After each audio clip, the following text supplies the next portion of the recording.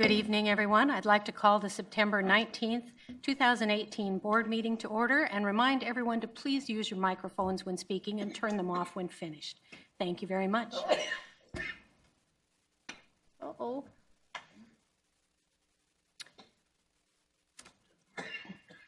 Commissioners present are Commissioner Sanders, Commissioner Schmidt, and Commissioner Doan, who has just excused himself for a moment. He'll be right back. And myself, Commissioner Bagnall.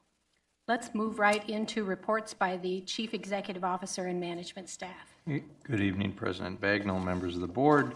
We will kick off this evening, as we always do, with the Safety Minute, and Carrie Pack, our Chief Engineer, will present the Safety Minute this evening. Take it away, Carrie.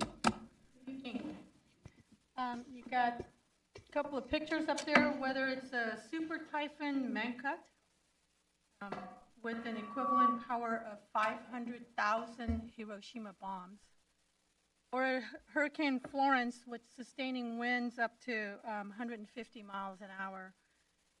That hits Carolinas. Disasters happen, whether we like it or not. The size of the hurricane and typhoon up there are a little bit misleading.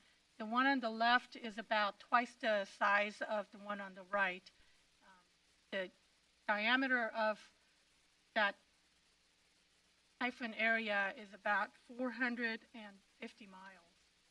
So it's a big disaster that's just hit Philippines area, and there's a lot of very unfortunate people that are faced with recovering from that typhoon and hurricane. So you probably all know September is a preparedness month, National Preparedness Month. It's a good time to prepare before disaster happens. According to FEMA's website, ready.org, we should all prepare now before things happen by making a plan, by asking questions like, how will I receive emergency alerts and different warnings? Where am I going to go? Where am I going to stay? Where's my shelter plan? Where is my evacuation plan? And what's my family's communication plan? They suggest that these plans should be specific to the family needs. Your family needs should, considerations to take into consideration when you're making these plans include dietary needs, or whether you have pets, or what kind of medicine you need. And all families should really have an emergency plan and exercise them on a regular basis. So I was looking through the ready.org, and I was kind of scared with all of the disasters, potential disasters. It goes from A, active shooters, goes all the way down to wildfires. We don't have Z particularly, but some of these disasters are natural and they can be predicted some ways with weather reports and whatnot. Some are not. Active shooters, for example, are not a natural disaster. But sometimes they're really difficult situations like bioterrorism or cybersecurity issues. But preparing now will help you respond to these various issues. Here at TVWD, we started our emergency planning with water, naturally. We recommend that you have 1 gallon of water per person per day stored to last you for 14 days. And don't forget your pets. If you have pets or people with special needs, you might need more than 14 gallons. Sometimes it's easy to get overwhelmed. I know I do. But the key is to start somewhere and start before disaster actually happens. Listed here are some websites with helpful ways to start your emergency planning. And I encourage all of you to get started soon. Excellent. Thank you very much, Carrie. A couple of other updates. First of all, check in on water supply. The local water supplies remain normal for this time of year, in part thanks to the cooler temperatures and precipitation we've had over the last week. TVWD's water supplies, the Portland Supply and Joint Water Commission supply, remain in very good shape, and we don't anticipate any problems meeting demands through the summer and beyond into the fall. In the past months, at this part of the report, I've updated you on the Portland and JWC supply status. This month, I thought we'd talk a little bit about the availability of the Willamette supply. Although the district won't actually start receiving water from the Willamette supply for another 8 years, Joel Carey, our Water Resources Division Manager, is here this evening to provide a brief update on the supply status from the Willamette as if we were using it. So take it away, Joel. Good evening, Commissioners, President Bagnall. Yeah, we'll just kind of go through some information here, but as Mark mentioned, we thought this would be a great opportunity to right now, were we actually using the supply? So, start, I want to talk about the fact that water year 2018, by all indications, has actually been somewhat of a drought year. I think we kind of know that in our industry, but sometimes I think we do a good job of water supply planning that, we forget there are some impacts that we don't know. A couple highlights from this year for water year. And just to take one step back, the water year actually starts in October, so it goes from. Remember that as we're presenting data here, that's obviously we tie that to when we get precipitation.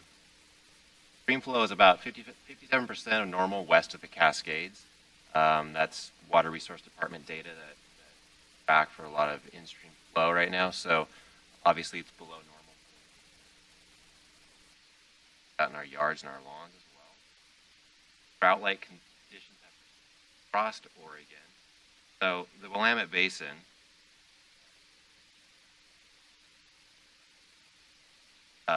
that is by NOAA's definition considered drought. Again, obviously the Willamette Basin we're talking about today and a lot of the reservoirs and impounds by the Corps of Engineers are within that area. Supply a lot of the water to the Willamette Basin. As Mark just mentioned, TVWD supplies, current supplies are in good shape. That includes Portland supply, currently being augmented with groundwater. Obviously, that's a step they take to help with that. Summer, and our storage impounds up at Barney Reservoir and the Toll.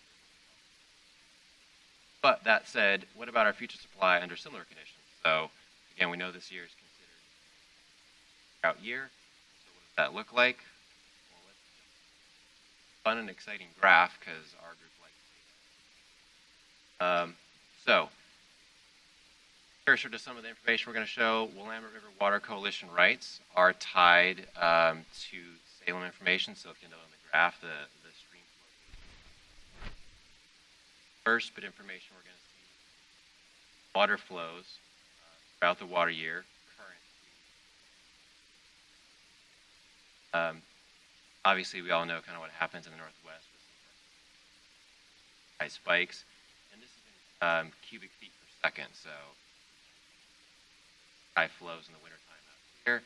As we get down to obviously things flatten out quite a bit. Another note, this is actually average daily values because our water right is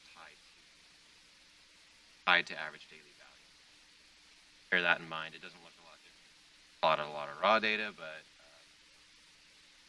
right here that kind of helps. Down there in the very bottom is the water rights that we currently have, which is 202 CFS. Down there on the bottom, because it's a very small portion of the flow, that's our maximum available water right through the Willamette River Water Coalition. Have conditions tied to that water right. Next bit of information I'm going to show you is 7-day rolling average. How we actually have to look at the water. Predictions are based on that 7-day rolling average. Obviously, it trends fairly close, but it helps kind of shave off some of those peaks.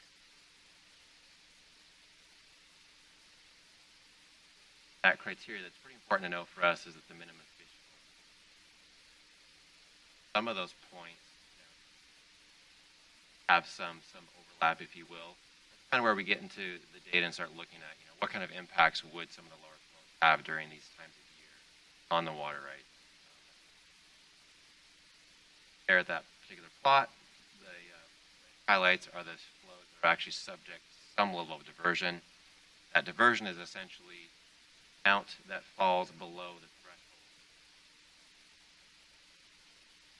Percentages commensurate with reduction in our water right. So what that means is if the flows didn't meet that criteria by 5%, our water right would be 5% at the maximum value. So, what does all this mean? Essentially, we have adequate in-stream flow to meet our supply needs. Now, if you go back and look at this graph, there's a few marks in there. 95% of our flows met criteria needed for fish Even that is actually a little bit higher, so statistically speaking, 5%.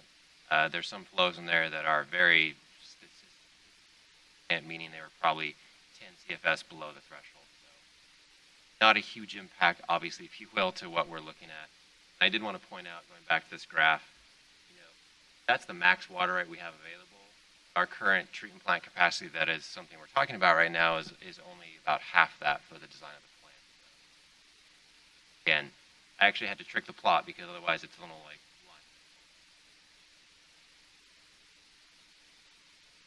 blind. I think this bears out the fact that the Willamette River is a highly reliable source. I think that's what we all know, which is why we're doing this work and this effort. This particular presentation, this analysis, was just the first start for us to highlight that we're planning and now looking at the data. This is going to be an ongoing effort, and hopefully we can present actual use of the Willamette. Happy to take questions now about this. When we hit the 95% of the flows, does that result in a fish take? Is 95 okay? Or is 95 worse than we need to be? No, good question, Commissioner Down. 95 is a good percentage of our flows because they're very intermittent flows that hit that criteria. If you look back at that particular graph, they're not long, they're not events that happen over a period of time. Like I pointed out previously, some of those reductions, the max reduction we saw for our water right was 5 to 6%. While they may not be meeting that, it's a very small amount that didn't quite meet or fell below the fish persistence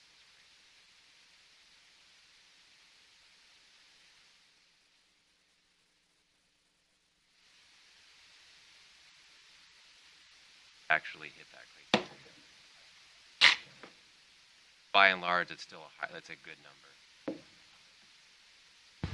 Now, to achieve these, is the Corps regulating the releases into the Willamette? So if we're only at 95%, then there's just been a little glitch somewhere where they haven't quite anticipated it quite right. Yeah, and some of that can be difficult. I mean, it's the location of that as well as, downstream of some of the savings. Also, I think we want to point out this is also 2018 being an exceptionally dry year. Average is obviously, we don't scenario, but nonetheless, it's not an ideal scenario. Also keep in mind there is some changes being looked at with the Willamette reallocation. That could change as well as far as while it's uncertain, there could be some improvement. Takeaway we wanted to get at was that even under a year. Thank you. Excellent. Thanks very much, Joel. A great illustration of why the Willamette is becoming a key component in our reliable water supply future. Again, as we have done every month for the last few months, just a reminder that although we have plenty of water to make it through the summer, we continue to encourage our customers to use water wisely. Water conservation tips are available at the district's website at tvwd.org, as well as from the Regional Water Providers Consortium at conserveh2o.org. Brief update on CyanoToxin results. Again, cyanotoxins are the class of compounds that resulted in Salem having a do not drink order earlier this summer. As we previously reported, the district has been monitoring for cyanotoxins every 2 weeks throughout the summer. I'm pleased to report that once again this month, there have been no detectable levels of cyanotoxins in either of the district's supplies, the Portland supply or the Joint Water Commission supply. We collected one last round of samples a little over a week ago, and we should have those results any day now, right? Perfect. So we'll keep you posted. It's also my pleasure to talk occasionally about awards. And so earlier this year, TVWD worked with Tualatin Valley Cable TV, TVC TV, to make an informational video about preparing for winter weather. Now, obviously, we have to do that in advance to be ready to hit the the timing on this kind of message. The video was truly a collaborative effort between TVWD and TVC-TV. And recently we learned that the video received first place for humor in a national television awards competition conducted by the National Association of Telecommunications Officers and Advisors. Say that 3 times fast. So this is going to clearly be up to the standard of the Totally Valuable Water Dude video? Absolutely. Oh, no, this way eclipses that. You can judge here in a minute. So not only is this a big darn deal, this is a big darn award. It's really a pleasure to have that available to us. And so congratulations to Andrea Watson and the entire district communications team, and thanks to our great partners at TVC-TV. And with that, Andrea is here this evening to kick off TVWD's Winter Preparedness campaign by providing the first public showing of the award-winning video, The Game of Seasons.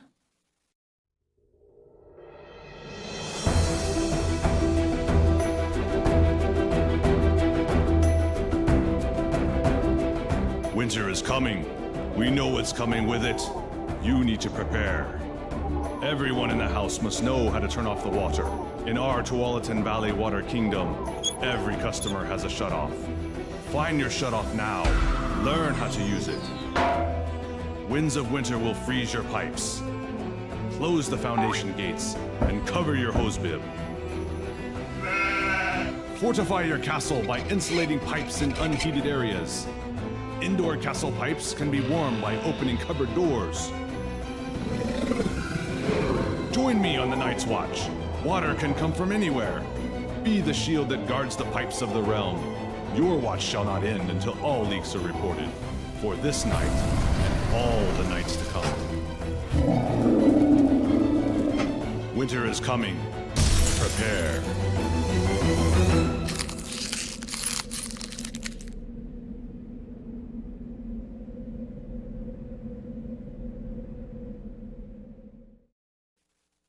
You said 851 views in 8 days? 851 in 8 days. So this was kind of the premiere, but not really. Well, It's the first public it's the public showing, viewing. right? I mean, Right. people saw it in the privacy of their homes, but we know timing is a lot to do with people, and it rained, and so we knew they'd be coming indoors and surfing the net a little bit, so we used that as an opportunity to remind them, and we'll keep doing that as we have these little spurts of bad weather interspersed with good weather. And we'll continue to apply for awards as we know what kind of impact it's having. But we're really impressed with a number of customers actually wrote us and said, okay, I watched it and I went and looked for my shutoff and I can't find it. You know, help me some more. So we've been able to send them to the Water Dude, and we've been able to send them to other sources. So I think, you know, for us, it really shows that not only did our message work, but people actually pursued taking action on it. And that's the kind of communications that we want to have in everything we do. Excellent. Thank you very much, Andrea. And again, just an awesome piece of work. Not only were the actors district employees, but the voiceover was Lee Lawson. Yes.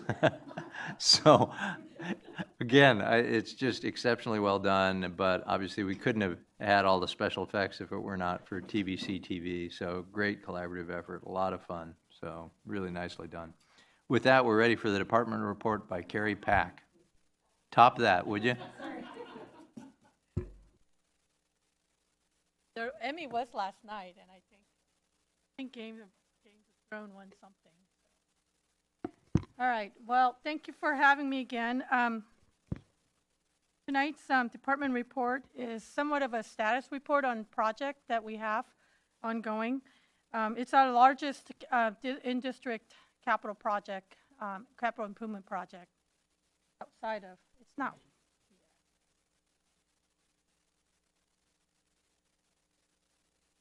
Hello? Okay. So outside of the Willamette Water Supply Program, Grabhorn Project is the largest capital program or project, capital improvement project that we have. So we're going to give you a quick update of what we've been working on, and you all have visited the site, so you're familiar with the site. And I think Commissioner Sanders went on a tour just recently, so some of what you'll see will be pretty contemporary, and it'll be, oh, I've seen that. I'll just remind you that Grabhorn is one of 24 water storage tanks that we have within the district, and we use these storage tanks, reservoirs, to operate our water system to provide consistent quality water to our customers without any kind of changes in water pressure and availability. It's worthy knowing that this is the only storage tank we have in 385 pressure zone. So while we have 24 storage tanks all around the district, this is the only one that's in 385. It's 5 million gallon storage tank, and it serves about a third of our district. So it's a pretty important capital project for us. One of the things that I'm going to highlight tonight is, as most of you know, that the engineering and operations department, or the district, has gone through some reorganization by merging the operations group with engineering department. And I think this project has really exhibited some of the benefits of merging the two groups together, bringing the operators along with the designers and the contractors, and having the design consultants really listen to the operations perspective and putting their thoughts into the design work, and has worked incredibly well. And I'll talk a little bit more about how this project is a little different than what we typically do on other projects. But back in 2011, we discovered several tanks through our routine maintenance or inspection program of all of our reservoirs, that there were some issues with the roof system. So we found some structural failures along with the Grabhorn at the Hyde Park reservoir as well as Inglewood. The Hyde Park turned into a Ridgewood View Reservoir pump station project that was completed last year. So this was one of the reservoirs that were slated to be worked on.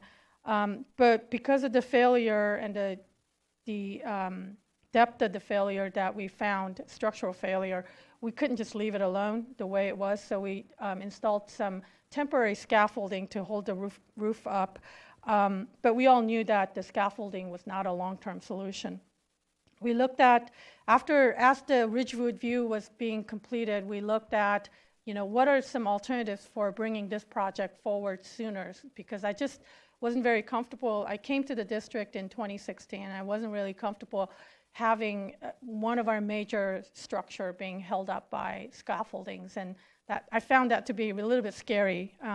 So we put our heads together and came to your board back in late 2016 and asked if we could move this project forward and do it in a way that was using alternative delivery method. So we hired Emery, and you said, yes, go ahead and get going. And we hired Emery & Son with Keller Associates in May of 2017 to do our project in a progressive design build fashion, which meant that design was getting done with the contractors in the room. And in fact, Emery & Son was the lead, and the design consultant, Keller Associates, were sub to Emery & Son. And this is where we brought our water quality specialist, we brought our distribution specialist, all of the folks that would end up operating this facility to this room, and we did a whole slew of workshops together with the contractors. They shared us ideas on how to save money during construction phase, as well as achieving the desired design that we were looking at. And one of the other reasons that we brought this progressive design build method to this project is it's a pretty challenging site. As you have all seen, the site is pretty small. It's got a very steep terrain. Truck traffic was an issue for us because we're kind of squeezed in between the neighbors to the west side and environmentally sensitive waterways to the east side. There's Grabhorn turns coming around the bend, coming down the hill, and we knew that truck traffic was going to be an issue getting in and out of that site.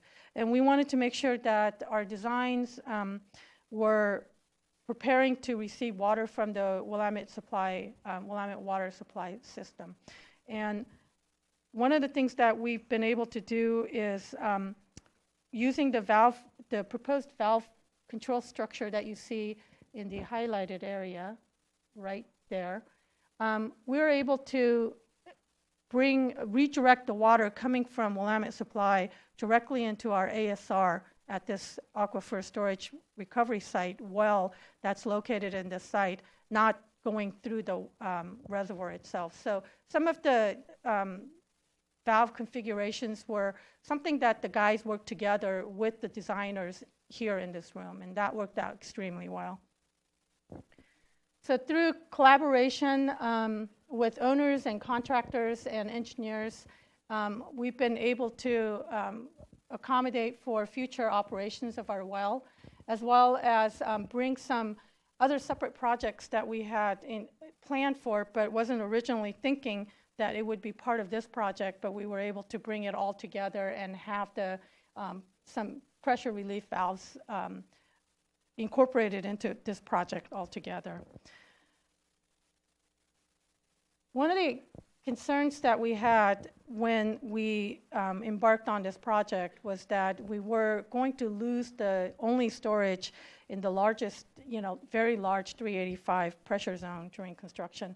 So our folks worked on changing the operations of our area to make sure that we were going to be able to meet the high demands during summertime. We make sure that the construction was only going to span one summer season so that it wasn't going to go, over 2 years, which would have been typical structure or construction timing.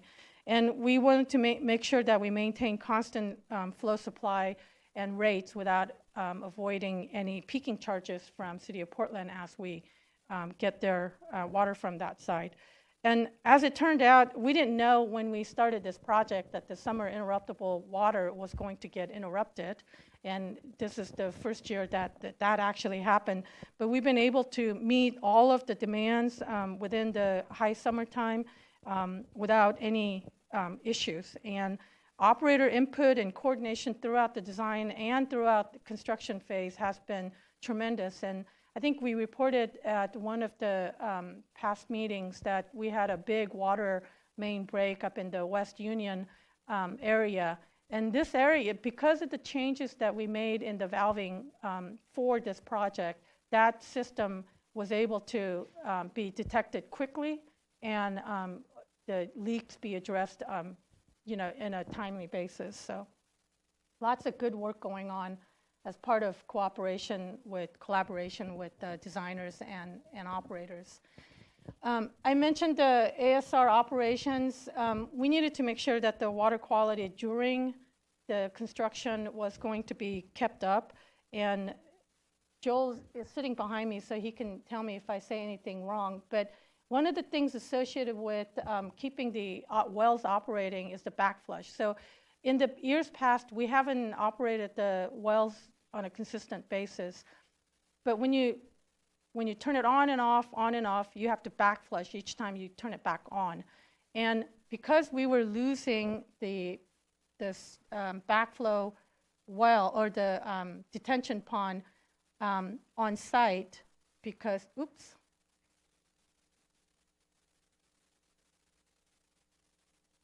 This area, I don't know if you can, this thing's not working very well. This mound of dirt up here used to be where we used to discharge our backflush water. And to save some money and not dispose of all of the excavated material out of the site, we decided to use that site as a temporary fill site, which meant that we lost our place of putting water away. And instead of, so in order for us to be able to do backflushing, we brought in these Baker tanks. And that was important to us because the sediment that comes out from the well needs to be dealt with before it actually can be used. And that's what those Baker tanks are for. I think we're getting 4 more of those. And we don't really know where they're going to put it right now because that site is really, really tight. The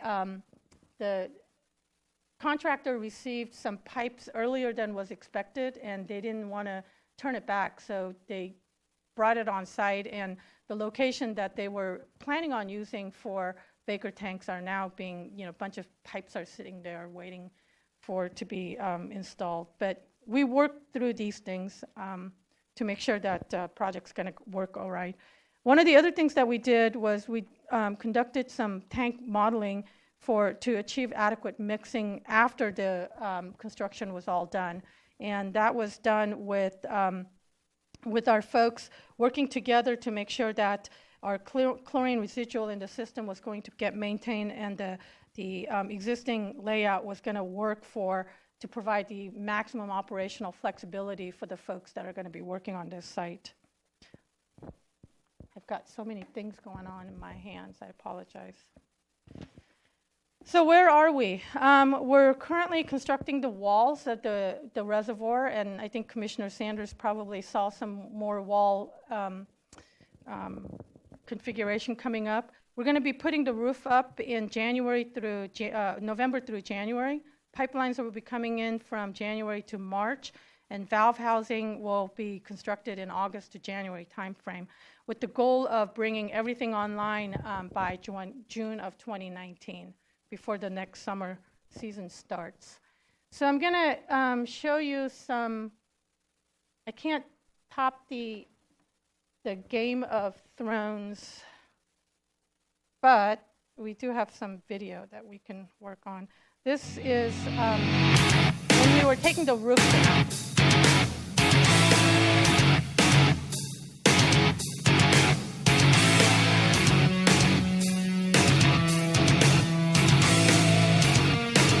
Those are scaffoldings that were in.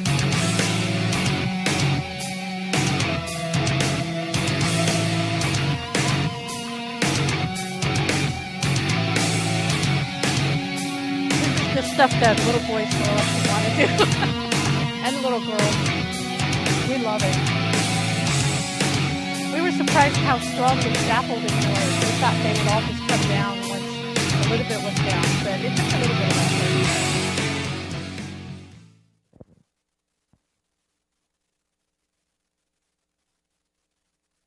We've also installed a camera up there, and you can actually view this construction site anytime there's a live shot that is broadcast. If you're interested in looking at it, we can send you the link to it. But this is a time lapse of what's been happening from about until last week sometime. We had a lot of early activities trying to get to do some early action before the rain came. You see nothing happening here for about 14 seconds. That's actually 4 months. And nothing was happening because our permit package got lost at permitting agencies. But we got our permit, and then work really got started. One of the things that I'll direct your attention to is, now this isn't working. This right here is the wall of the old reservoir, and we're using that as part of our shoring structure. So when the rest of the new tank comes in, all that excavated material, fill material that you saw earlier, we'll be using that to backfill into the backside of the reservoir. So that's the end. This is what it looks like at nighttime, so you can't really see a whole lot right now. Awesome. Thank you, Carrie. Any questions by the board? If not, that concludes the CEO and management staff report this evening. Then moving smoothly into Commissioner Communications, we'll have the commissioners now report on recent meetings attended. And can I start with you, Commissioner Doan? Okay, there's the Leadership Committee met with Mark in August. On the 7th of September, I had a tour of the Bull Run. They supply a goodly portion of the water we use, and it was very interesting to see the changes that have occurred since the last time I was up there 16 years ago. I went to the Aloha Business Association meeting on the 13th and reviewed the basis of design report for the Willamette Supply on the 10th, and then tonight's meeting. Thank you. Commissioner Sanders, would you like to go next? Thank you.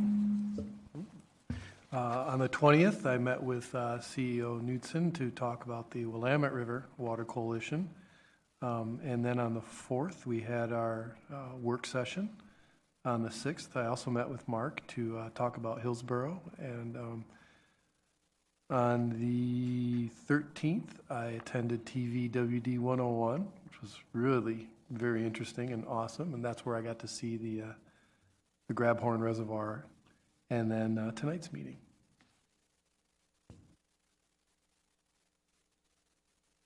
I also attended the work session and also attended a meeting with President Bagnell and CEO Mark Knudsen to discuss tonight's agenda.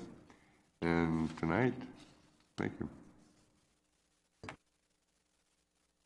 I actually have quite a list, so I'm going to work on condensing it a little bit.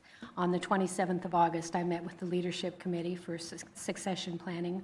On the 31st, I went to the West Side Economic Alliance breakfast to hear Senator Wyden speaking.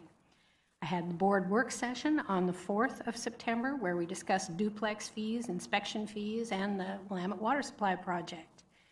And then I had 5 Skype meetings on the branding and logo crowdsourcing. And commissioners, you can see those boards over there. We reviewed, I want to say, over 250 submittals. It was astonishingly successful in terms of the interest we got and the difference between the designs and the creativity. And it took some effort to winnow through them, but we think that we've come up with some really wonderful options for the board and the staff to look at. And whoever came up with it, I don't know if it was you, Joel, but whoever came up with the idea to ask them to put it on applications, show us how it looks on an orange t-shirt, show us how it looks on a big white truck, that was really very helpful because it really changed the nature of a lot of the designs. So I encourage everybody to have a look at those when you get a chance. And then lastly but not least, tonight's meeting for district business. So do we have any topics to be raised by the commissioners? Seeing none, then we move to public comment. This is a time set aside for persons wishing to address the board on items on the consent agenda and matters not on the agenda. Additional public comment will be invited on agenda items as they're presented. Do we have any persons who would like to comment? I don't have any sheets, so I think not. So we'll just keep moving right along to the consent agenda. Consent agenda items are considered to be routine and may be enacted in one motion without separate discussion. Any board members may request that an item be removed by motion for discussion and separate action. Any items requested to be removed from the consent agenda for separate discussion will be considered immediately after the board has approved the items that did not require separate discussion. And tonight, we have 5 items on the consent agenda. Approve the August 15th, 2018 regular meeting minutes. Secondly, approve the September 4th, 2018 work session minutes. The third item is to adopt the board action plan for 2018-19. Fourth item is to adopt Resolution 22-18, which is a resolution endorsing the annexation to the Tualatin Valley Water District of Tax Lot 200, T1N2W, Section 23, Northeast, Crony Avenue, within the city of Hillsborough, and I hope I said their name right. And lastly, authorize the charter of the Tualatin Valley Water District 401K and 457 Deferred Compensation Plan Committee. Do I have a motion and a second to approve the consent agenda as presented? So moved. Second. All right, all those in favor signify by saying aye. Aye. Any opposed? The motion passes. Moving now to the business agenda. The first item is to consider approving a motion that TVWD shall establish a 59.1 million gallons per day capacity share in the Willamette water supply system.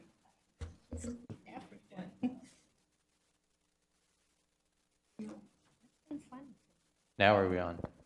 Excellent. Well, you look much further away from over here than you did over there. You're way down there.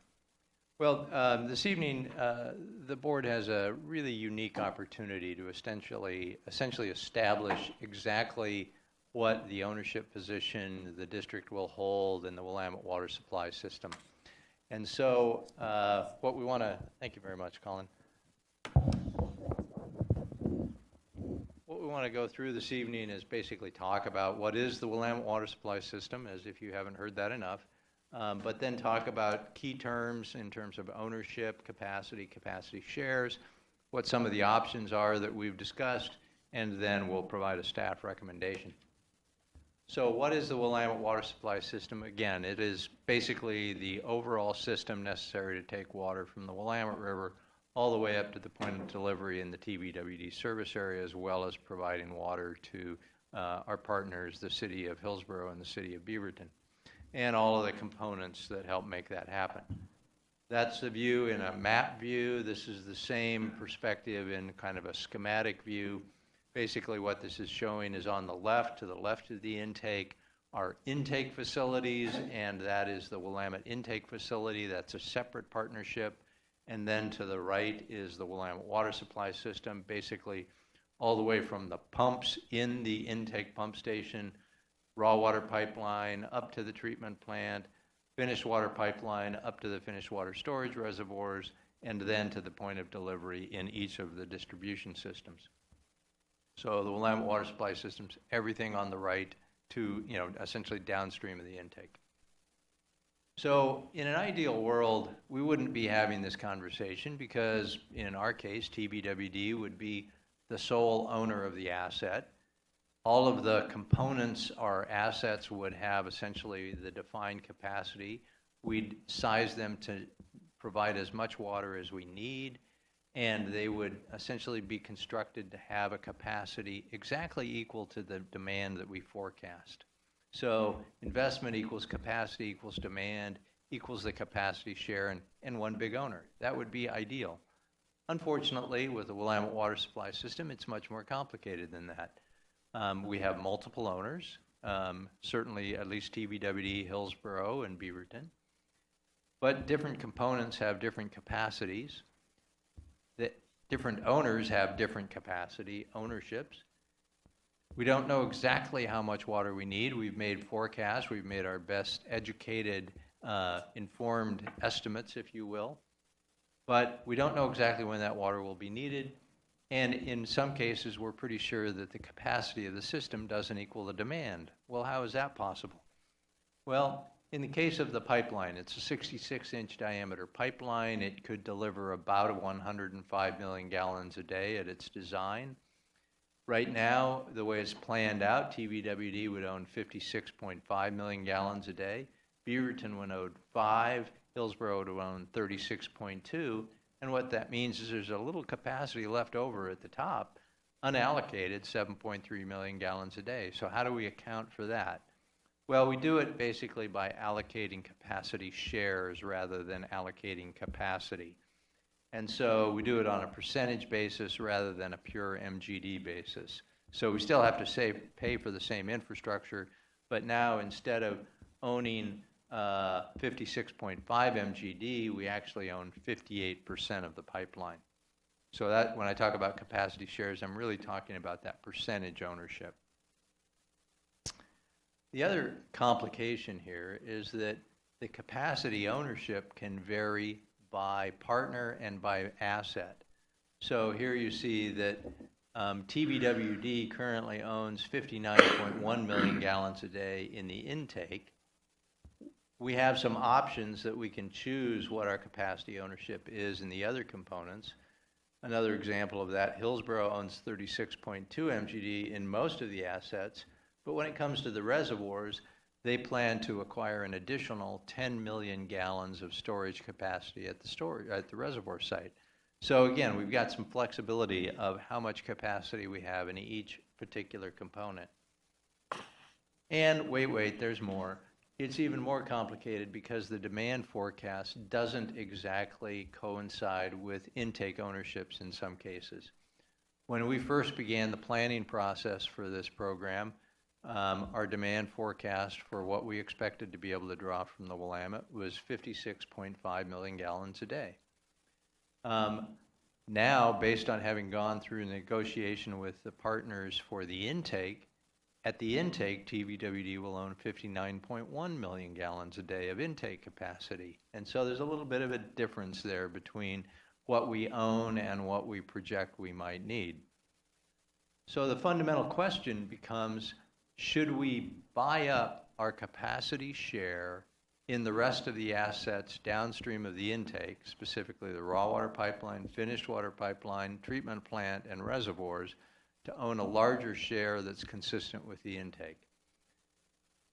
To answer that question, the first logical thing you'd want to know is, well, what's it going to cost?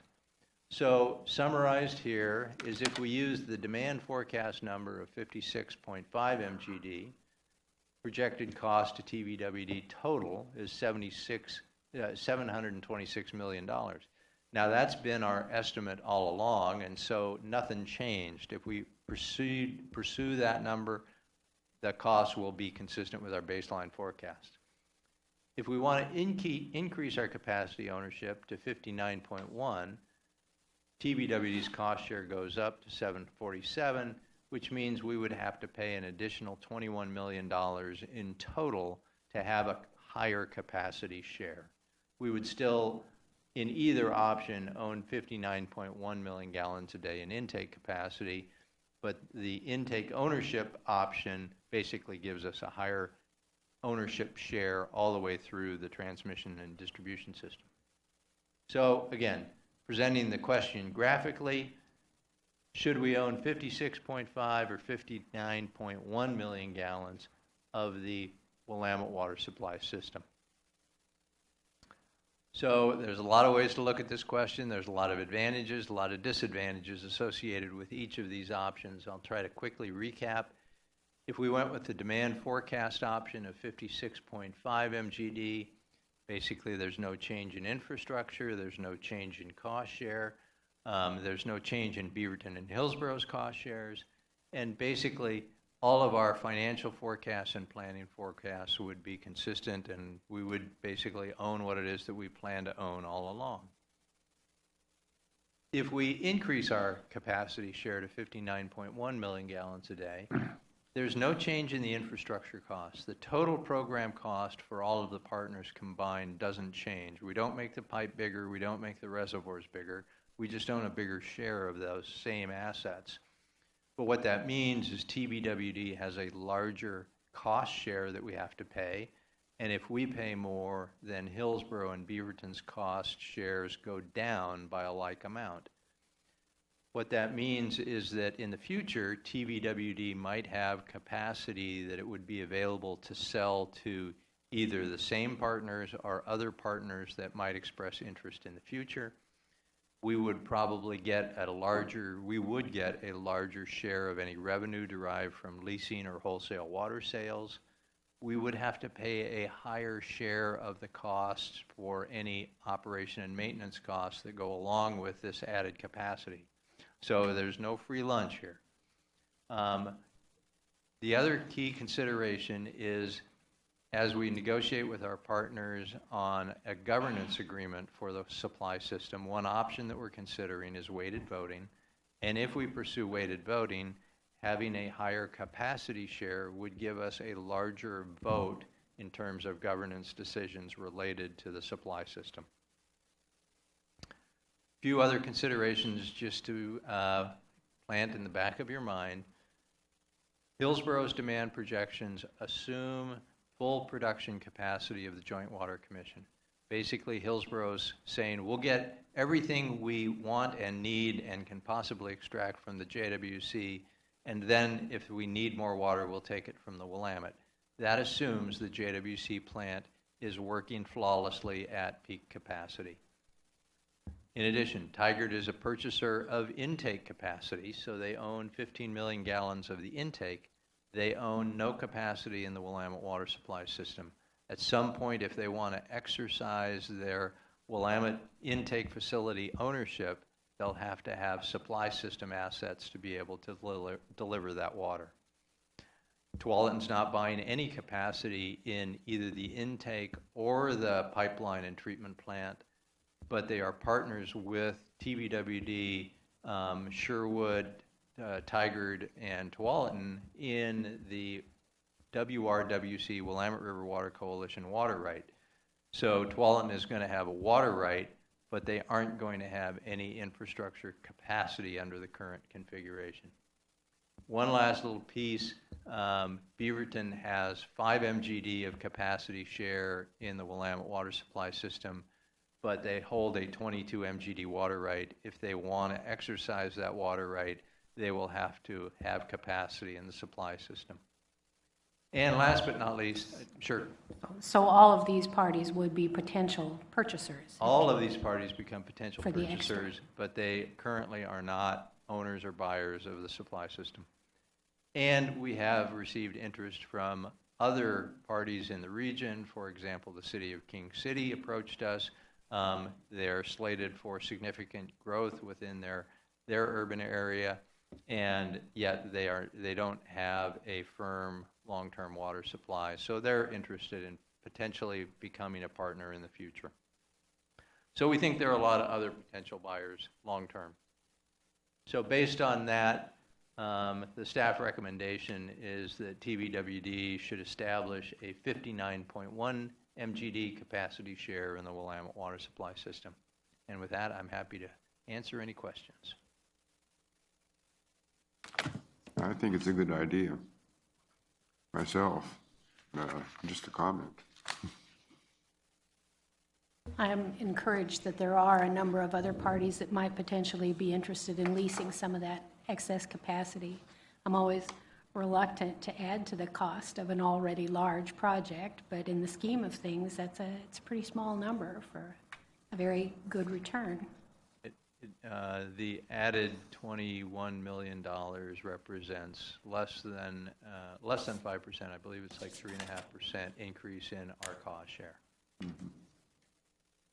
Mark, is there an update on the weighted voting rights issue? No update at this time.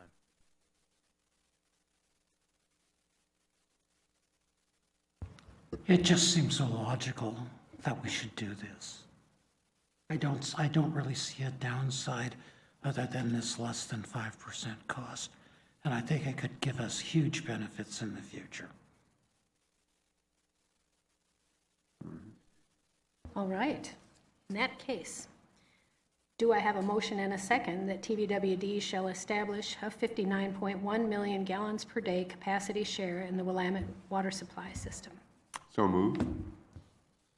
A second? We have a motion and a second. All those in favor signify by saying aye. Aye. Aye.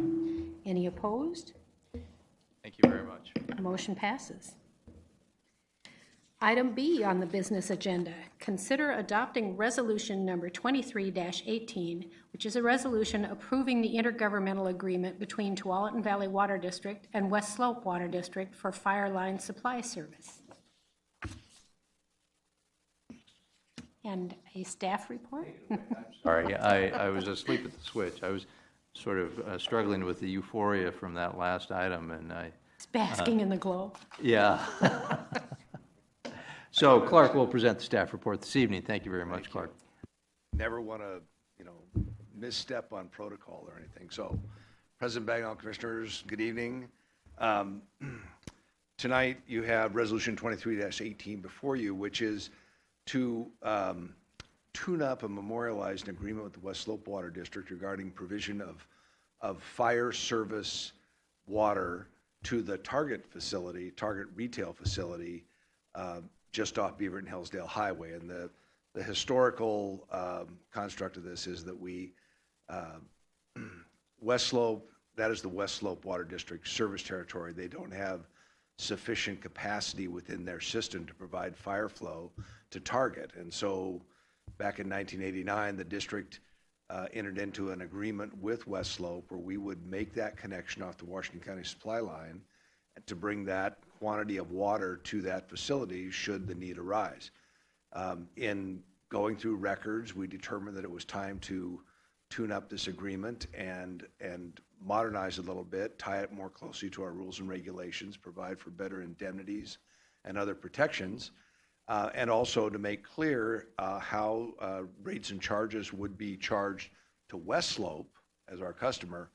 How West Slope passes that through to Target is up to them, because technically Target is a West Slope customer. So with that, we have this agreement that we would put in front of you for review and hopefully approval by adoption of the resolution. Questions? This is just a cleanup of an existing practice. It is. Okay. Been in place for a lot of years, and it's kind of amazing to me that it never apparently was memorialized. So, do I have a motion and a second to adopt resolution number 23-18, a resolution approving the intergovernmental agreement between Tualatin Valley Water District and West Slope Water District for fire line supply service? So moved. Commissioner Doan, please. Second.